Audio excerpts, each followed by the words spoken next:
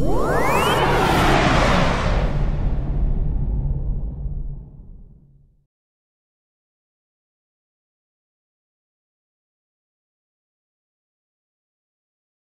the cocky off your face.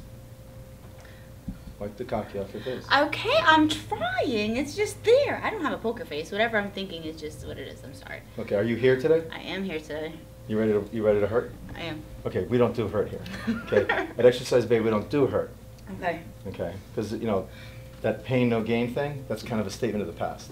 Okay. We train, we don't strain, because we have the brains to gain. Can you say that for me? With the trains. What? No.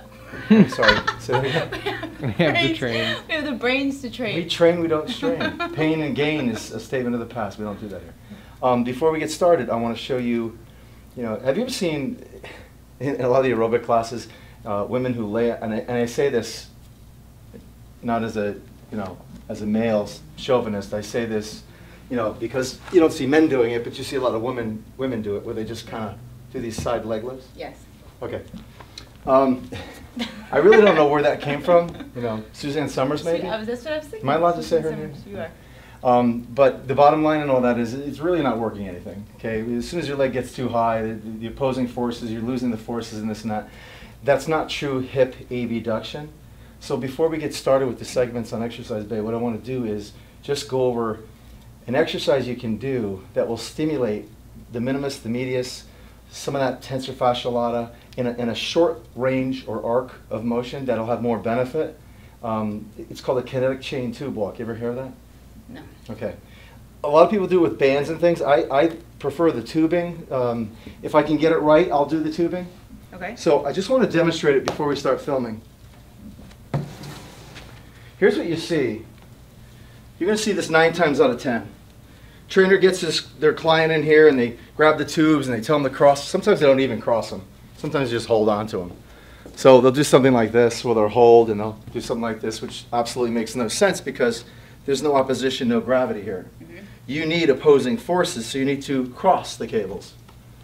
So now I have opposing forces from each side.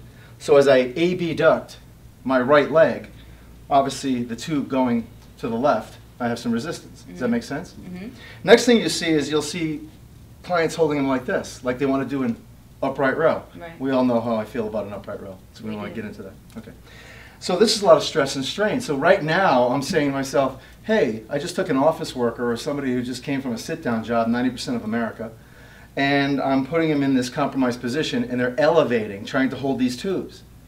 So what I tell my clients is if they have pockets, okay, I have them put their thumbs in their pockets to alleviate some of that pressure. Right now I'm only relying on my grip strength to hold that as I go through this range of motion. If they don't have pockets, I have them shove, literally, put their fists into the crease of their hip as they hinge, and now that's a nice solid stable base. I'm not pulling up on the tubes. Okay. Okay, and then we go through that walk, and we don't want to see any rocking. Okay, when you walk, you don't drag the foot. Everyone drags the foot. Okay, we're just going to go right across, and we're going to act as if there's 2 small cups of water on my shoulder, and I'm just walking straight across this way. Now there's other degrees or other ranges of motion or positions that we could go through.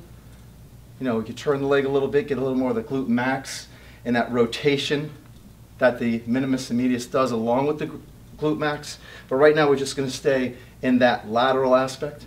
So let's give that a shot. Once you get it down, we're going to start filming.